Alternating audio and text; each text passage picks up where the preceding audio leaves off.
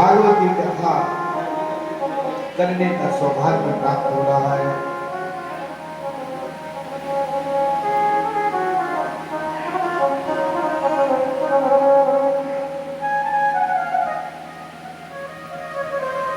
कल की कथाओं में आपने भागवत कथा की श्रवण विधि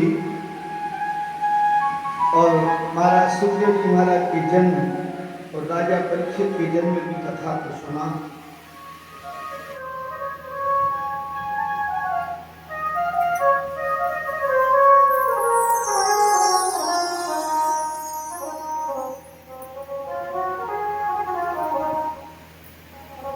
आइए विस्तार से राजा परीक्षित के जन्म पर प्रकाश डालते हैं। सोनक की बोले ही सूत जी,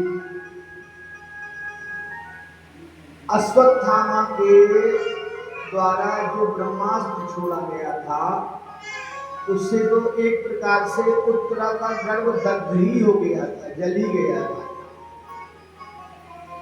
किंतु भगवान ने फिर उसे जीवित कर दिया।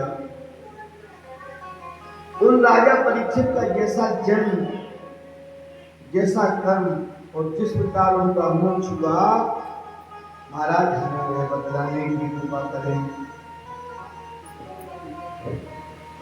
सूत जी महाराज बोले, हे सोना,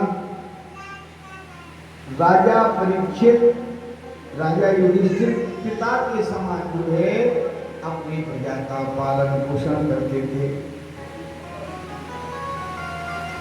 क्योंकि एक राजा का कर्तव्य होता है, जैसे पिता अपने पुत्र को पालता है, राजा का भी धर्म बताया कि वो पुत्र के समान प्रजा का पालन करे। इसलिए राजा युधिष्ठिर पिता के समान अपनी प्रजा का पालन करते थे, लेकिन उनका चित्त भगवान के अलावा किसी काम में नहीं लगता था। हमेशा भगवान में उनका मन लगा रहता है, इसलिए उन्हें संसार का कोई भी पदार्थ जो है अच्छा नहीं लगता था। जैसे भूखे व्यक्ति को माला, फूल, चंदन आदि नहीं भाते। हमारा माता के गर्भ में परीक्षित जब ब्रह्मास्त्र के तेज से चल रहे थे, तब उन्होंने भगवान को देखा है।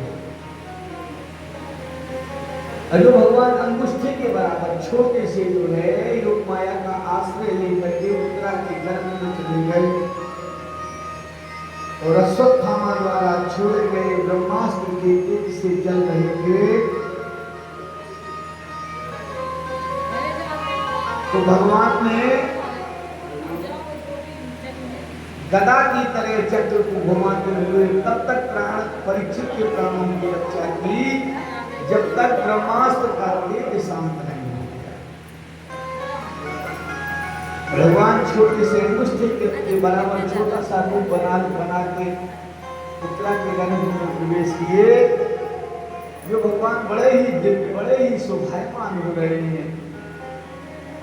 दिव्य जो है कुंडल और मुकुट पहने, श्याम वर्ण के हैं, लेकिन भक्त की पीड़ा को देख करके उनके जो है नेत्र लाल लाल हो रहे हैं। वे चक्र के समान जो है गदा घुमाते हुए परीक्षित की रक्षा कर रहे थे। जब अस्त्र का तेज शांत हो गया, तब परीक्षित के देखते देखते भगवान श्याम सुंदर अंतर्ध्यान हो रहे।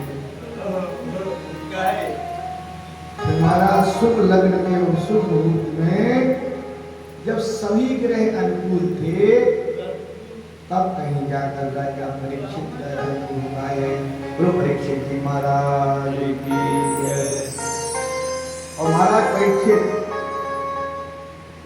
युधिष्ठिर ने पुरोहित धूम और कृपाचार्य जो उनके कुलगुरु थे, कुलपुरोहित थे, उनको बुलाया। उनके द्वारा स्वस्थ वाचन तथा पुण्याह वाचन कराकर बालक का जाप कर्म संस्कार कराया।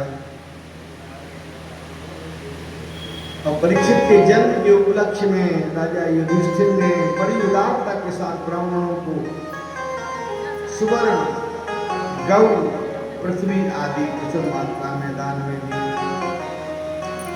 और जो ज्योतिषी ब्राह्मण आए थे, उन ज्योतिषियों ने, उन दैवज्ञों ने जो है राजा परीक्षित की जन्म कुंडली का फल बतलाया है।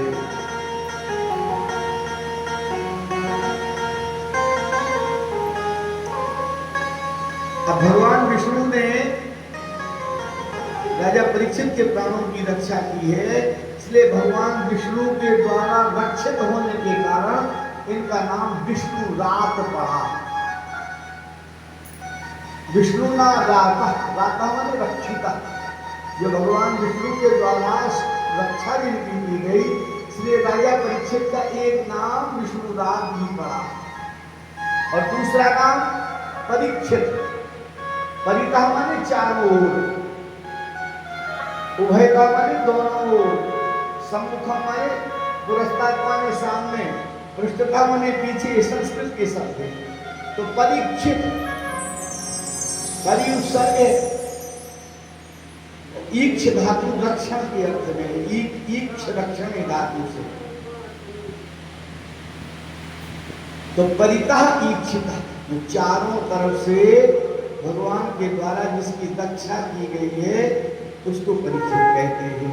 परितः ईक्षिता माने रक्षिता, चारों ओर से जो भगवान के द्वारा जिसकी रक्षा की गई है उसका नाम परीक्षित है।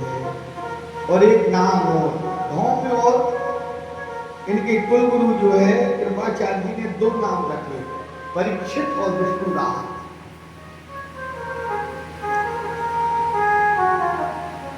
यह इक्ष्वाकु के समान प्रजा के पालक, राम के समान सत्य प्रतिज्ञ, शिव के समान शरणागत रक्षक और भरत के समान जो है विविध यज्ञों के करने वाले।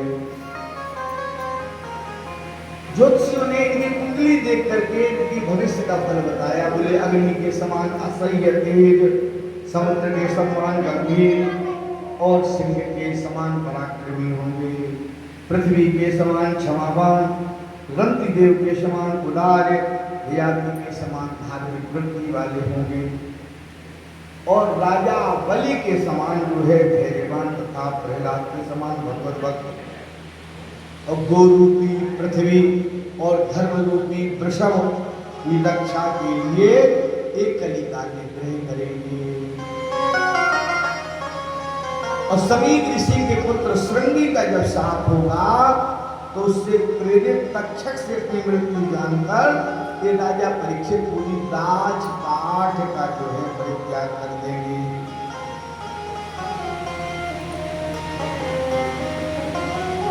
और गंगा जी की सन्निधि लेंगे,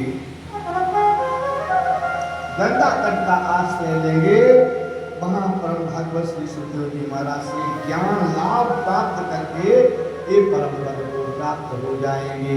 बोलो भक्तवत्सल भगवान।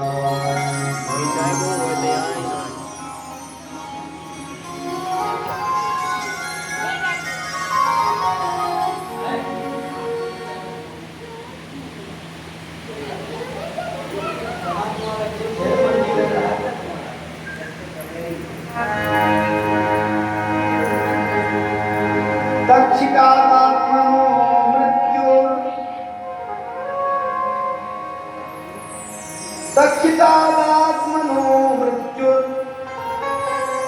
द्विजपुत्रोपसर्गितात् प्रपश्यतामसुद्यमन्तसङ्गः पदं हरे।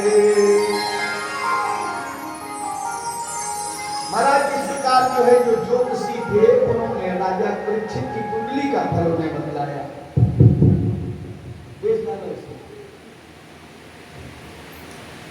यह कहके महाराज, हाँ ठीक है, यह कहकर देवज्ञ ब्राह्मण पुष्कर दक्षिणा तथा पूजा सत्कार पा करके अपने घर को चले गए।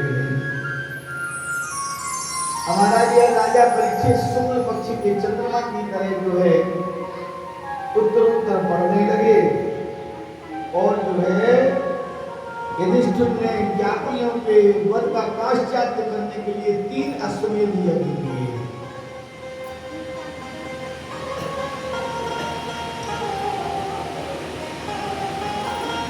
जिससे उनका राजा युधिष्ठिर का सूर्य चारों दिशाओं में फैला। और ब्राह्मणों की आज्ञा से राजा परीक्षित जो है हस्तिनापुर के बड़े कुशल शासक बन के जो है राजपाट देखने लगे हैं।